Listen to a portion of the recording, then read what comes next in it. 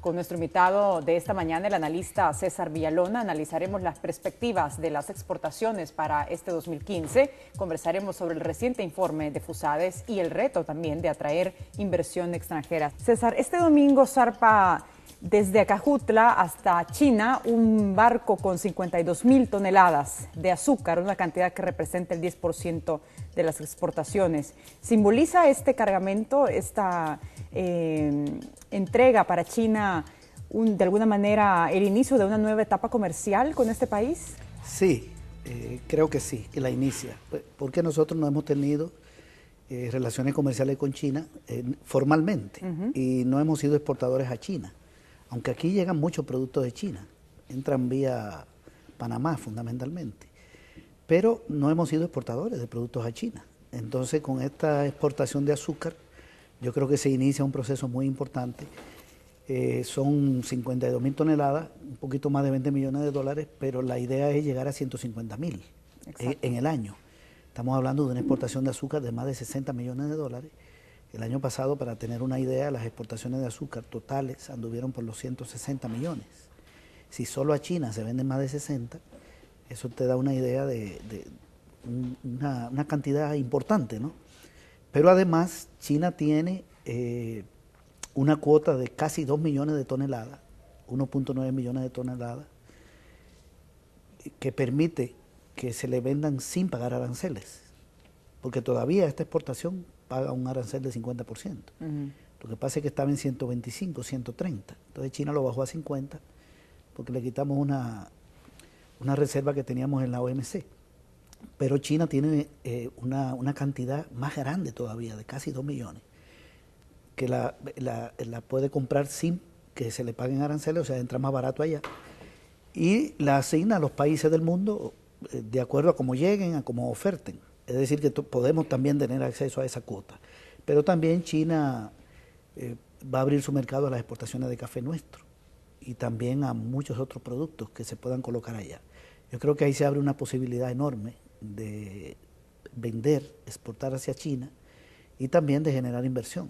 En términos de empleo que genera este rubro, hablemos de eso, César. Bueno, Me refiero al rubro de la industria azucarera. Sí, la industria azucarera genera 75,000 empleos, desde la corta, la fase industrial y la comercialización. Es una cantidad de empleo bastante buena. Estamos hablando de 75,000 en un país con una población empleada de un poco más de 2 millones, incluyendo el empleo informal, ¿verdad?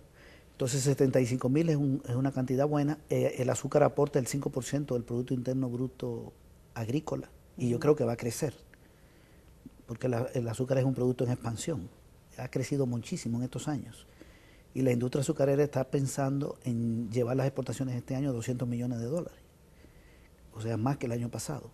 Entonces yo creo que se va a expandir. Y también está generando más o menos 4% de nuestras exportaciones, 3-4% de las exportaciones totales del país. Mario Salaverría, presidente de la Asociación de Azucarera de El Salvador, prevé que China concentre buena parte de nuestras exportaciones.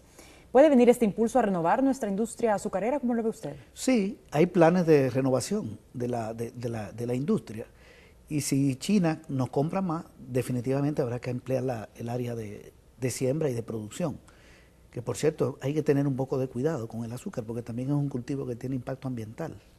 Yo tengo entendido que hay planes desde el Ministerio de Medio Ambiente, exacto, para eso, tengo entendido para que no tenga mucho impacto ambiental. Pero sí se va a renovar, se va a ampliar la producción de azúcar. Ese es un rubro que tiene futuro en el país. Creo que va a haber más exportaciones porque hasta ahora la producción azucarera ha tenido 3 destinos. Uno es el mercado interno, donde va la mayor parte. El otro es Estados Unidos, donde hay un precio bueno, pero Estados Unidos compra una cantidad pequeña. Tenía una cuota de 27,000 toneladas y la amplió en el marco del TLC. Y el resto se vendía en los demás países del mundo, pero sin China. Entonces, si solo China hoy nos está comprando el 10% de las exportaciones y puede llegar a un 30%, entonces el otro mercado queda ahí pendiente para ser cubierto. César, sobre el tema de las exportaciones, en enero de este año las exportaciones crecieron un 5.4%, luego que en 2014 cayeran a un 4%. ¿Cuáles son las expectativas que se tiene para 2015? Bueno, esa es una buena noticia, porque el año pasado, como tú decías, hubo una caída, que tuvo mucho que ver con el problema que tuvo la economía de Estados Unidos en el primer semestre del año. En los primeros 6 meses del año pasado la economía de Estados Unidos bajó. Y cuando esa economía tiene problemas, por supuesto nuestras exportaciones se reducen, porque ahí colocamos el 45% de nuestras exportaciones. En el segundo semestre aumentaron, ahora arrancaron con un aumento. Entonces, la economía de Estados Unidos se estima que va a crecer este año 3.1. Puede ser que crezca un poco menos. El año pasado la tasa de crecimiento anduvo por el 2. Ya están haciendo algunos ajustes, pero va a crecer más que el año pasado. Y eso significa que va a tener mayor demanda. Y para los países que exportan a Estados Unidos eso es positivo. Si la economía de Estados Unidos crece, hay más empleo, hay más consumo y más importaciones. Entonces ya se están recuperando las maquilas. Las exportaciones de maquila aumentaron 2%, que van fundamentalmente al mercado de Estados Unidos. Y aumentaron también las de café, por cierto. El café se exportó una cantidad buena. Y también han crecido las exportaciones a Centroamérica en un 16%. Eso es muy importante porque hay una relación de nuevo con Estados Unidos. Cuando la economía de Estados Unidos crece en una tasa más o menos aceptable, eso beneficia a los países que exportan allá. Entonces beneficia a Costa Rica, que el principal mercado es de Estados Unidos, a Nicaragua, a Honduras, a Guatemala. Y por lo tanto, impacta positivamente en Centroamérica. Y El Salvador coloca en Centroamérica el 38% de sus exportaciones. Entonces no es casual que esté creciendo las exportaciones de El Salvador a Estados Unidos y a Centroamérica al mismo tiempo, porque está creciendo la economía centroamericana. Entonces yo creo que este es un año de crecimiento importante de las exportaciones. Se van a recuperar las maquilas, ya comenzaron. El café está saliendo de su crisis, no se va a lograr un nivel de producción muy grande, porque todavía el arroyo afecta, pero va a ser mayor que la de la cosecha anterior. El azúcar está... La posibilidad el plan es $200 millones de exportación. Sí. Estamos hablando de 40 millones más. Es un aumento de más o menos 16-17%. Y las exportaciones a Centroamérica también van a crecer. Entonces me parece que es un año de expansión de las exportaciones. Y como las exportaciones son parte del Producto Interno Bruto, entonces eso quiere decir que nuestra producción nacional va a aumentar. César, el país recibe poca inversión extranjera. Esa es la realidad desde hace muchas décadas. ¿Qué cree usted que tendría que hacer o que tiene que hacer el gobierno para cambiar o para revertir esta realidad? Bueno, hay que hacer muchas cosas, pero a mí me parece que lo fundamental es la ampliación del mercado interno. La inversión extranjera ha tenido trabas en El Salvador porque en los 20 años de los gobiernos de Arena, sobre todo en los últimos 3 gobiernos, el mercado interno se atomizó, se concentró mucho la riqueza, el ingreso en una minoría de la población, y los propios empresarios del país, los grandes empresarios, comenzaron a sacar sus capitales hacia el exterior.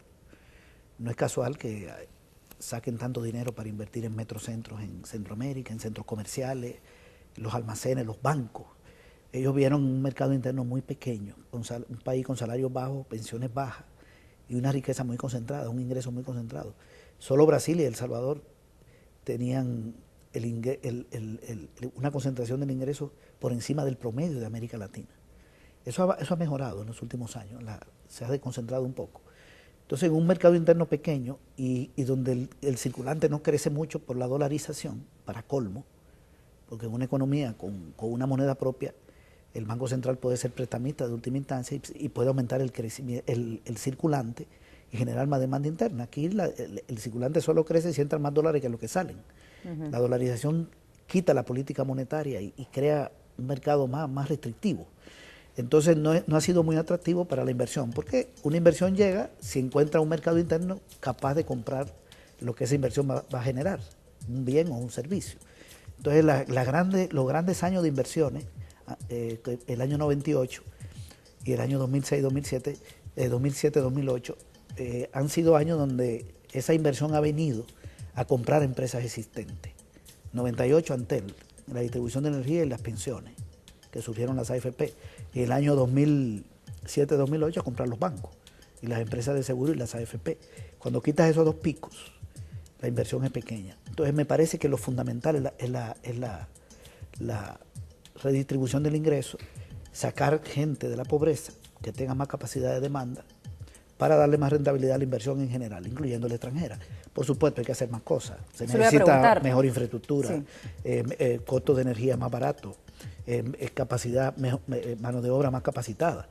Que por cierto, a propósito de esto, se habla mucho de la educación, porque una mano de obra más capacitada pasa por una mano de obra más educada. FUSADES, en su último informe que presentaron hace más o menos una semana, destacó que el poder de compra del salvadoreño cayó en un 8.7% en 5 años. ¿Qué valoración hace usted al respecto? Bueno, vamos a ver. FUSADES dice que lo que se compraba con $100 hace 5 años, hoy se compra con $108. Ese es el análisis que hace. Pero hace 5 años el salario mínimo era mucho más bajo que ahora.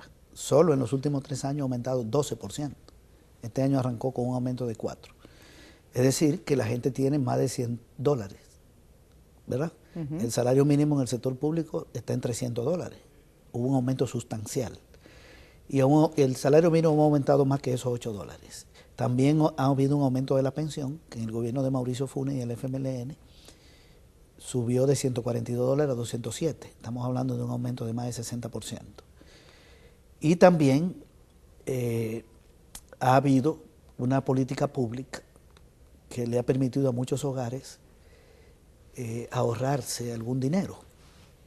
O mejor dicho, ahorrarlo no en el sentido de que lo depositen en un banco, sino en el sentido de que ya no lo tienen que gastar en lo que lo gastaban, sí. Y lo pueden destinar a otra cosa. Por ejemplo, hace 5 años, más o menos, fue que comenzaron los paquetes escolares, el programa de entrega de alimentos para los estudiantes. Eso le deja dinero a las familias, ¿verdad? Entonces una familia que tenía que comprar uniformes, útiles, y que tenía que pagar la alimentación escolar, hoy le queda el dinero y lo asume el gobierno. Pero también hay familias que están recibiendo $100 o personas de la pensión básica universal por 6 meses. Entonces es un dinerito que no tenía.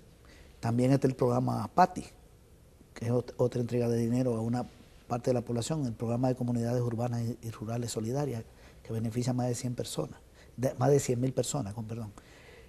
La sede de Ciudad Mujer, que implica también un servicio hacia muchas mujeres, más de 500.000, es el último dato que yo conocía, que no se paga.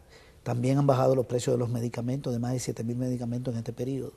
Y también, bueno, ya este año comenzó el programa de entrega de uniformes de los paquetes escolares a 146.000 estudiantes de bachillerato, que ese dinero le queda a la familia. Y eso cuesta mucho más de los $8 que dice FUSADES. El paquete, entiendo yo, por estudiante cuesta $52. $52. Entonces esa familia ya no tiene que pagar $52.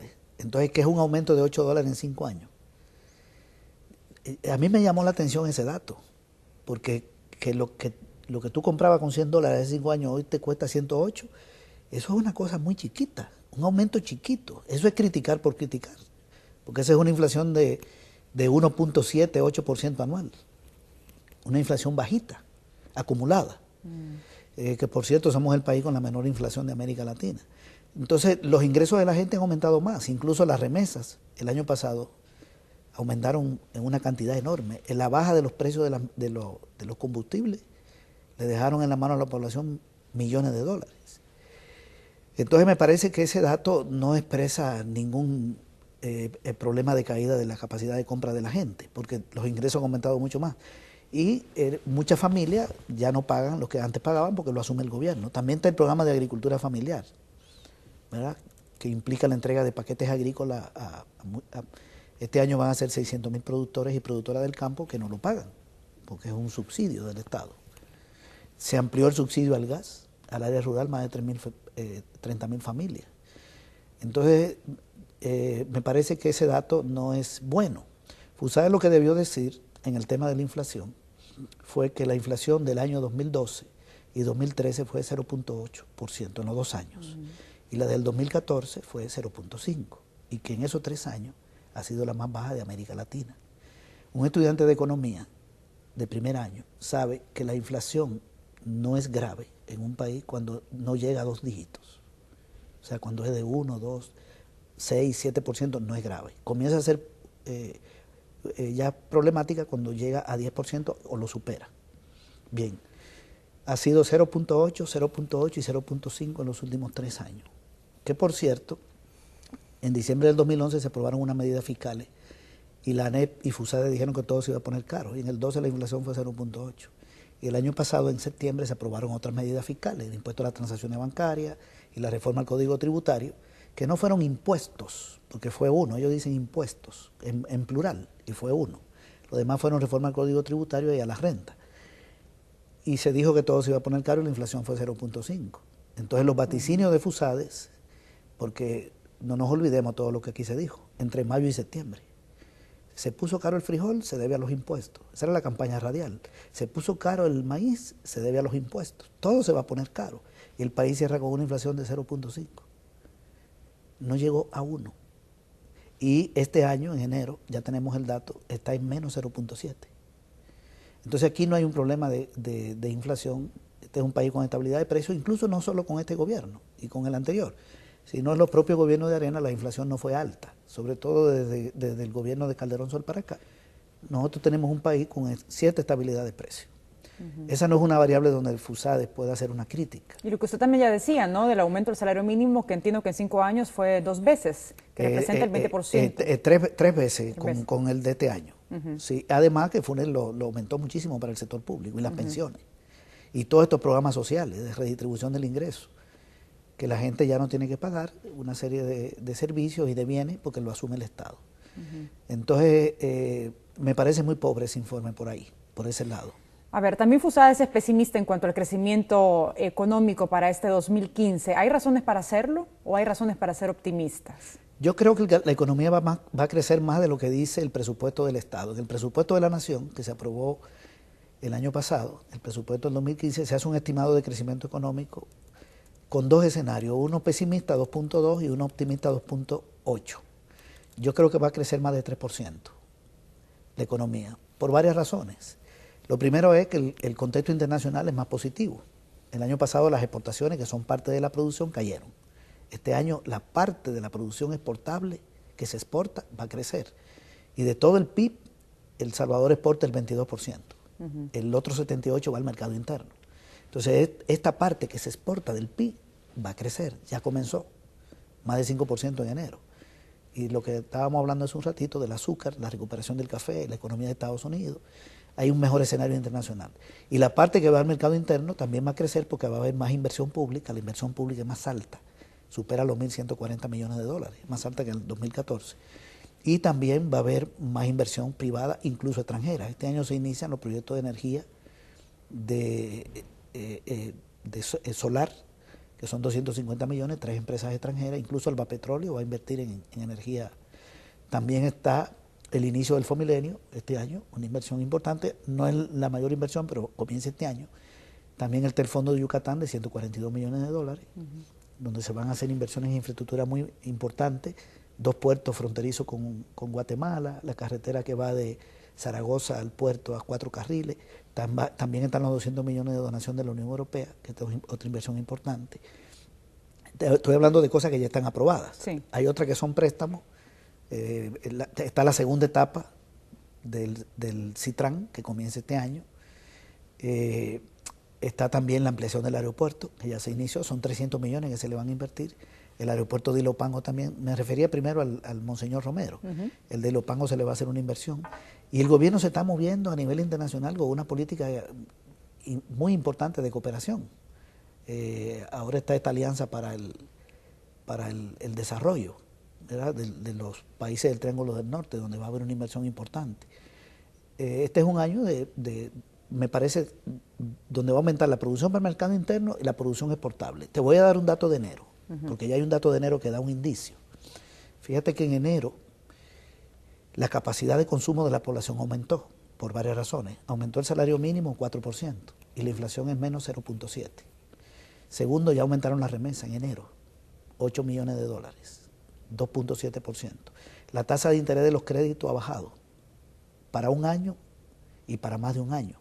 Ha bajado de 6.2 más o menos a 5.8. Eso quiere decir que se está haciendo más barato el crédito. hay una pequeña expansión del crédito. Y ya bajó la energía eléctrica 11%. Bien, eso es arrancando el año. Y comenzó ya la inversión del Estado.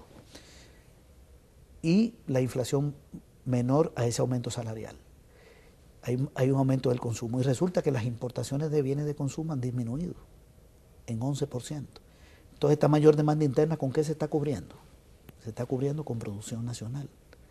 Cuando uno ve el comercio, aumenta las exportaciones 5.4, pero disminuyen las importaciones y sobre todo la de bienes de consumo.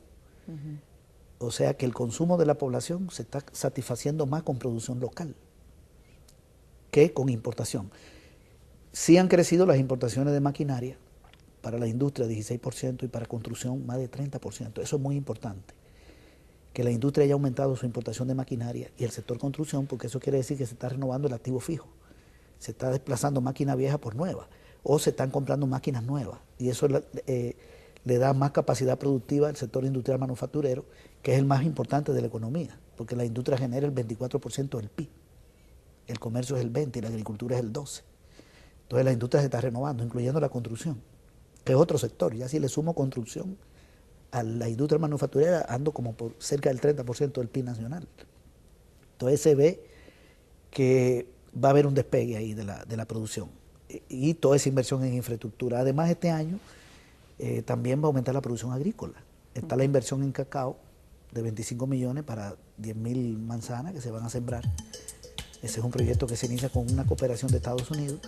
La ampliación de los paquetes agrícolas, el proyecto de agricultura urbana y periurbana que inició en Panchimalco y ya está en Ciudad Delgado para generar alimentos en los hogares. Los 14.000 familias que van a recibir apoyo para proyectos de agricultura, de producción de granos básicos y hortalizas orgánicas, la recuperación del café, ¿verdad? Entonces hay como varios ejes. La infraestructura muy fuerte, agricultura, que se ve que va a tener una expansión, la matriz energética que comienza a cambiarse este año, también está la inversión en energía de gas natural de 900 millones que va a ser energía del Pacífico. Bueno, hay otras inversiones privadas que no les he mencionado, la de Aeroman, 120 millones, que ya eso inició, entre otras. César, y mayor inversión pública. Hablemos de la deuda pública, porque entiendo que a diciembre supera el 57% del PIB. ¿Es manejable esta situación? Sí, la deuda cuando llegó Mauricio Funes a la presidencia en el año 2009 estaba en 54% del PIB, hoy está en 57%. No es un aumento tan grande en términos de la producción nacional. Nosotros no tenemos una crisis de deuda, tenemos una deuda que hay que ponerle atención, que hay que irla deteniendo, porque el problema de la deuda es que consume mucho del presupuesto, el pago de la deuda del gobierno. Es el segundo rubro después de la inversión en educación. Salud está en tercer lugar. En educación son casi 1.000 millones este año, el pago de la deuda son más de 803 creo, y salud 615. Entonces consume mucho, hay que ponerle atención, pero el país está pagando su deuda, el gobierno.